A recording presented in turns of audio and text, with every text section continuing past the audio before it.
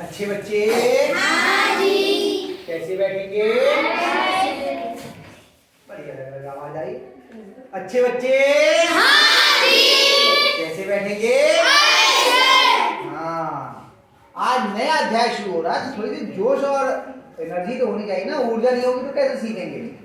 नया अध्याय है व्यंजकों का गुणनफल एवं सर्व समीकरण। नया अध्याय है लेकिन बहुत आसान लगेगा अगर आप लोग ध्यान देंगे।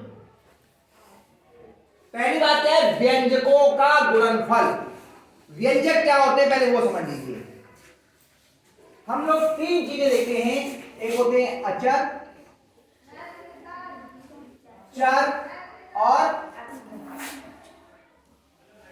चिन्ह। चिन्ह क्या है? गणित की जो मूल संक्रियाएं हैं, जोड़ घटाना गुणा भाग, उनके चिन्ह। चर क्या होते हैं? जितनी भी गिनतियां और अंक होते हैं, जितनी भी संख्याएं होती हैं, वो क्या होती हैं? अचर।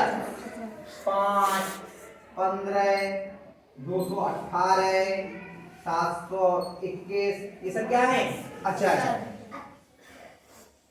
चर क्या होते हैं? कोई भी अक्षर या चिन्ह, A B X M alpha, कुछ भी हो सकता है। का खा सही है, का खा, ठीक है, ये सब चिन्ह है, वो अक्षर चर है। इनका मान बदलते रहते हैं, ये हम लोग ने पहले भी सीखा है। और चिन्ह क्या होते हैं? चार गणित की संख्याएं हैं, मूल संख्याएं, जोड़ घटाना गुणा भाग।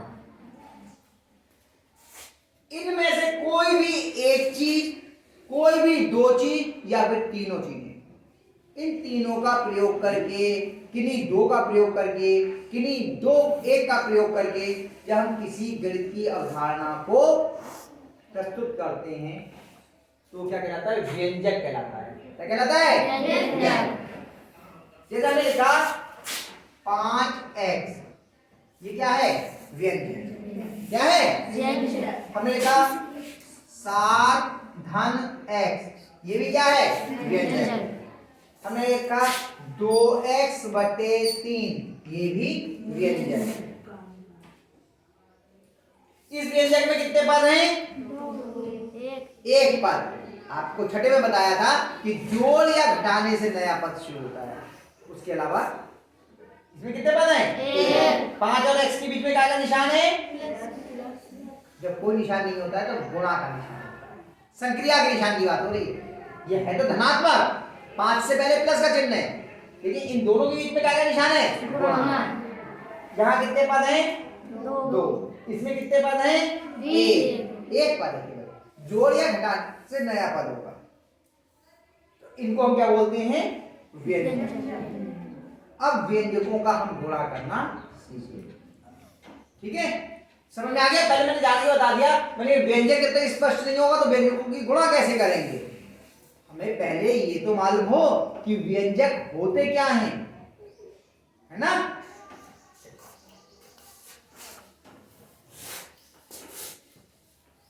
अब जब हम बीजीय व्यंजकों की गुणा करते हैं तो एक नियम, जो क्रम मैं बताता हूं, उसको ध्यान रखना। अगर ध्यान नहीं रखोगे तो सवाल अधिकतर गलत हो जाएगा। सबसे पहले हम करते हैं चिन्हों की गुणा। किसकी गुणा करते हैं? चिन्हों की। उसके बाद में अंकों या संख्याओं की गुणा करते हैं, और अंत में फिर हम बीजों की गुणा करते हैं। क्या क्रम है? सबसे पहले किसकी गुणा? चिन्हों की, फिर अंकों की या संख्याओं की, फिर बीजों की। अभी जब करेंगे तो समझ में आ जाएगा। और चिन्हों की गुणा का नियम क्या है कि समान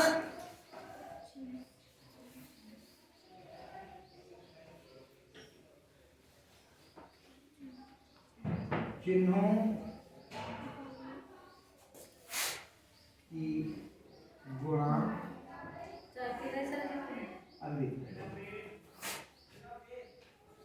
धनात्मक।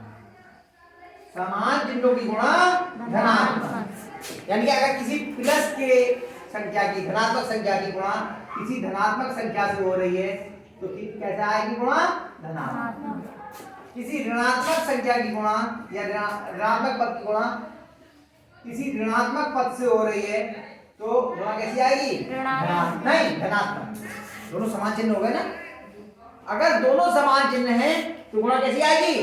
धनात्मक। अब फिर दूसरा नियम क्या है? विपरीत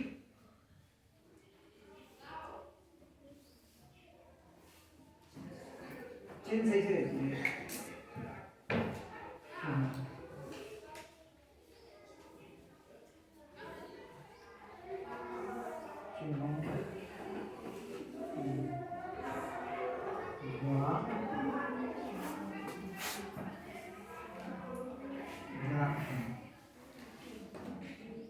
विपरीत चिन्हों की गुणा ऋणात्मक, यानी पहला पद मान लीजिए धनात्मक है और दूसरा पद ऋणात्मक है,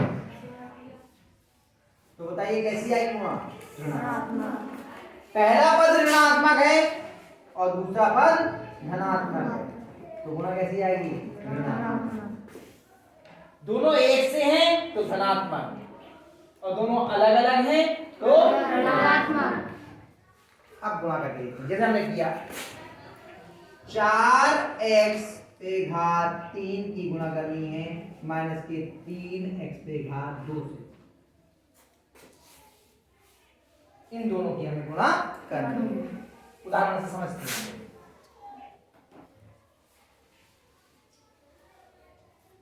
तो पहले चिन्हों की गुणा, ये वाला पद, पहला पद ये है, दूसरा पद ये बताइए धनात्मक है या ऋणात्मक? धनात्मक। इससे पहले कोई चिन्ह नहीं है तो कैसा हो गया? धनात्मक। ये वाला धनात्मक है या ऋणात्मक? ऋणात्मक। तो दोनों एक से चिन्ह के या अलग अलग? अलग अलग। तो इनकी गुणा धनात्मक आएगी या ऋणात्मक? ऋणात्मक। माइनस कर दो। सबसे पहला काम ये करना है, ध्यान रखिए, बहुत सारे बच्चे चिन्ह बाद में लगाते हैं, आपसे गलत होने की संभावना बहुत बढ़ जाएगी, इसलिए पहले चिन्ह लगाएंगे। अब किसकी करेंगे? अंकों की या संख्याओं की गुणा। इधर कितना है संख्या? 4। इधर कितना है? 3। गुणा करो, कितना आया? कितना आया? 12। आवाज वहीं की वहीं रह जाएगी, तो सीट पे की आगे नहीं आ पा रही है, हमें कान बहाली करके आना पड़ रहा है सुनने के लिए, आवाज यहाँ नहीं आ रही है। अब पहले चिन्हों की गुणा हो गई, फिर संख्याओं की गुणा हो गई, अब बीजों की गुणा। और बीजों की गुणा का नियम क्या है? घातांक में पढ़ा था हमने कि गुणा में घातें जुड़ती हैं जब आधार एक से हो। गुणा में घातें जुड़ती हैं जब आधार एक से हो। तो यहाँ पे आधार कितना है? x और यहाँ पे भी आधार एक x है, तो दोनों की घातें जुड़ जाएंगी। कितनी हो जाएगी घात? 5। कितनी? 5। x पे घात 5। ध्यान रखना, घात आगे लगेगी, ऊपर लगेगी और थोड़ी छोटी लगेगी। बहुत सारे बच्चे इसके ऊपर घात लगा रहे हैं, ऐसा नहीं करना, ठीक है? समझ में आया? एक तो आया ये उदाहरण समझ में, पक्का? चलिए एक और करते हैं।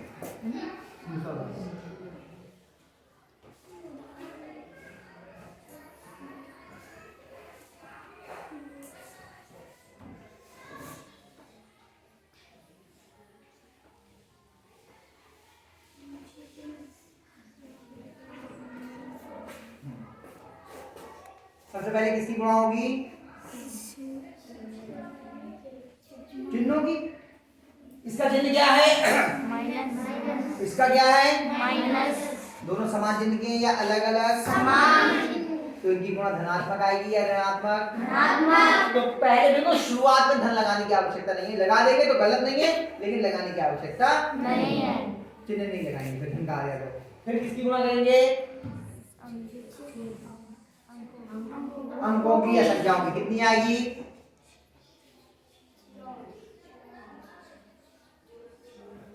बबलू क्या लिख रहे हो बेटा? इतना हम बता रहे हैं। यहाँ पे संख्या कितनी है? 24।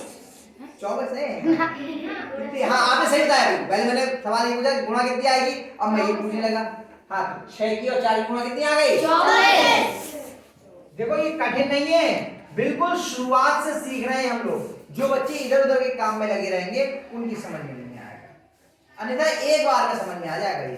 अब चिन्हों की गुणा हो गई, संख्याओं की गुणा हो गई, अब बीजों की गुणा। यहाँ पे a है, इधर भी a है। यहाँ कितनी घात है a की? 2। और यहाँ a, तो कितनी हो गई कुल मिला के? 3। a पे घात 3। जब कोई घात नहीं लिखी होती है तो 3 वो 1 होती है ना, और बी पे घात कितनी हो गई? कितनी हो गई? 6। बी पे घात 6। आप कितने बच्चों की समझ में आई ये बात? आई साक्षी? थोड़ी थोड़ी आई, थोड़ी थोड़ी आई। चलो और एक और करते हैं तो और समझ में आएगा। ये सब उदाहरणों में कर रहे हैं, उदाहरणों से समझ आ जाएगा तो अभ्यास तो हल हो ही जाएगी। सही है, चलिए।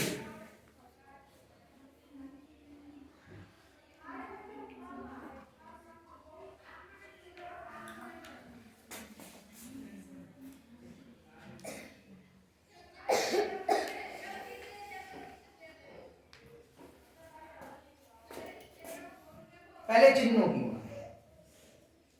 ये कैसा है? धनात्मक या ऋणात्मक? ये चिन्ह काय का आएगा? माइनस का, क्योंकि अलग अलग चिन्ह है। आया? आ रही है समझ में? इधर नहीं है, इधर है।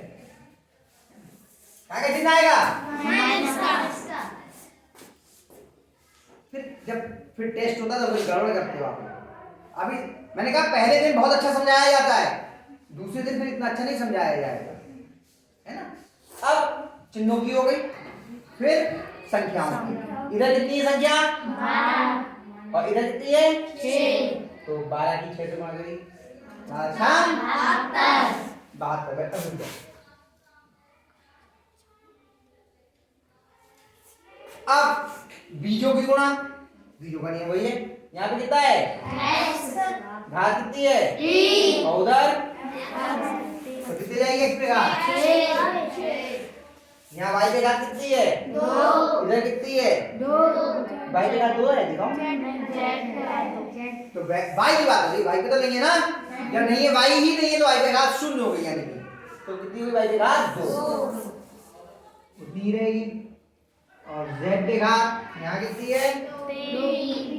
2 कितनी हो गई? 5। अब बताओ कितने बच्चों की समझ में नहीं आया? नहीं, बड़ी जल्दी जेब में आ गया। अब आगे समझ में? चलिए अब अभ्यास के सवाल कर ले थोड़े से।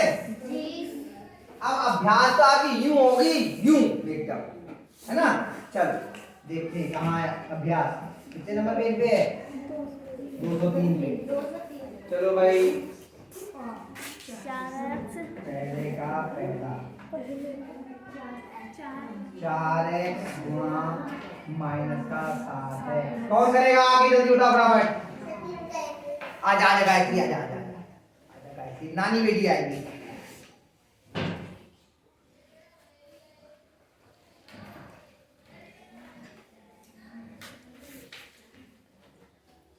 भाई आगे ही नहीं छोड़ो, उसके आगे एक दो ज्यादा सवाल है।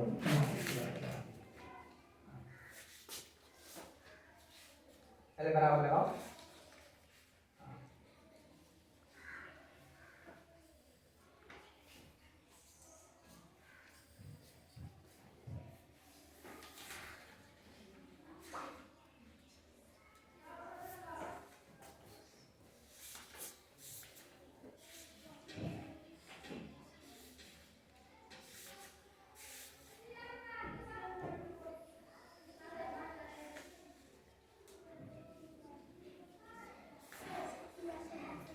कितनी घात कितनी होगी? इसमें घात कितनी है?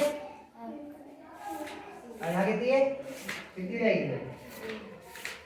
और इन दोनों की गुणा करी तो कितना आया? इन दोनों की गुणा में हाँ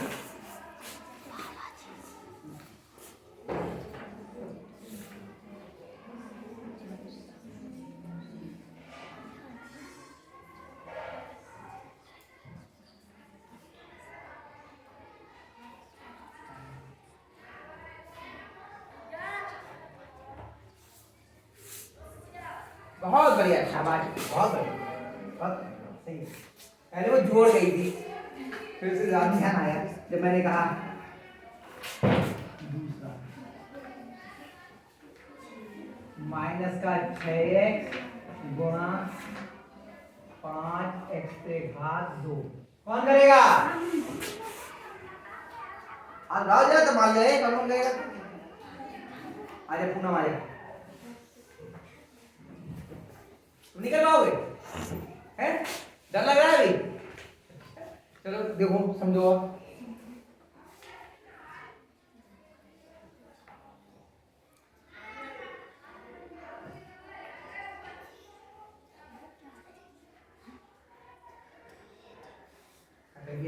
एक ही बार में, बहुत बढ़िया। ये उस समय तो इधर उधर देख रही थी लेकिन आ गए थे, क्यों है पूनम? तीसरा करवाऊं छोड़ दूं? तीसरा छोड़ दे रहा हूँ, दूसरे के करवा रहा हूँ। दूसरे का पहला नहीं करवा रहा, पहले की लो, दूसरा पहला। 2 4 x से घात 2 गुणा 3 x से घात 5। कौन करेगा? करोगे? आ जाओ।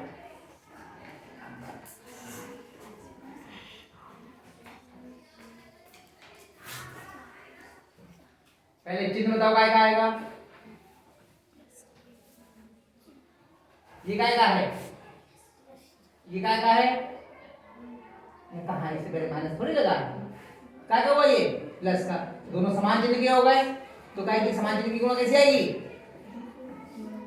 नहीं, अभी बताया था समान चिन्हों की गुणा धनात्मक होगी। यदि प्लस लगेगा, प्लस लगाने की जरूरत नहीं है ना? आप गुणा करो।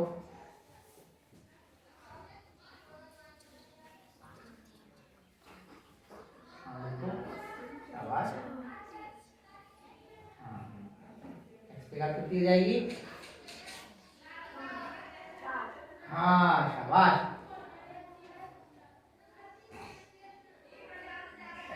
साथ छोटा बनाओ बेटा, एक्स से भी बड़ा बना दिया। शाबाश, बहुत बढ़िया। समझा लेना?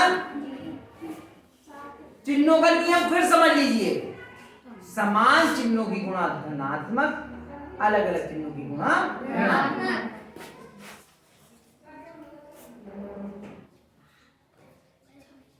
अब मैं 7वां करवा रहा हूं सीधे, और बाकी कहता हूं आपसे, आप लोग अपने आप करने का प्रयास करना।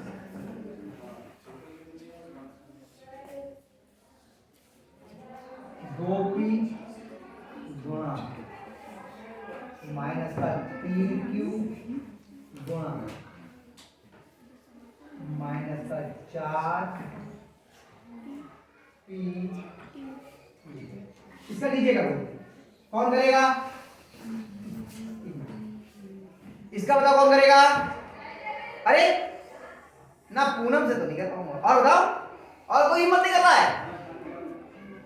गायत्री से भी नहीं करवाऊंगा। अरे जैसे 2 की वैसे 3 की होगी, कोई परेशानी नहीं है। जितने भी उन सबकी जुड़ जाएंगी, जितने भी सबकी गुणा हो जाएगी, कोई परेशानी नहीं है। आजा तो हिम्मत करो। अरे गलत होगा तो उसके लिए तो हम हैं।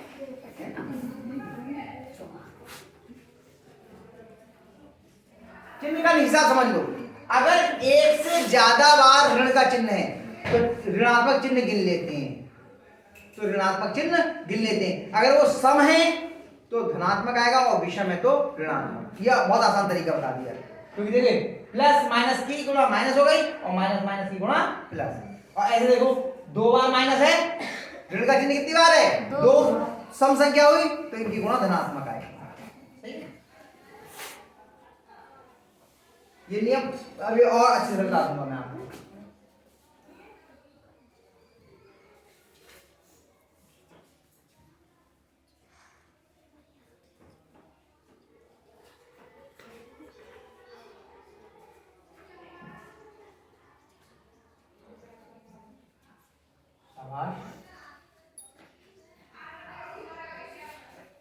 अरे आगे तुम अभी समझाया मैंने, ऊपर लिख देते बच्चे, और इन्होंने ऊपर ही लिख दी क्यू के।